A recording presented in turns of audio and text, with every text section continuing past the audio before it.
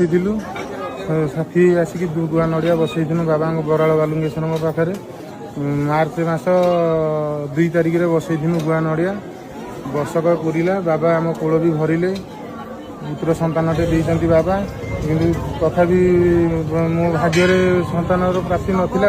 ବାବା ମୋତେ ଦେଇଛନ୍ତି, ଦେଇକି ବି ତାର ହାର୍ଟରେ ବି ପ୍ରୋବ୍ଲେମ୍ ଥିଲା, ଯେଉଁଥିପାଇଁ ପାଇଁକି ମୋତେ ଡକ୍ଟରମାନେ କହିଲେ କି ଯେ ଏ ପିଲା ଠିକ୍ ହେବ ନାହିଁ।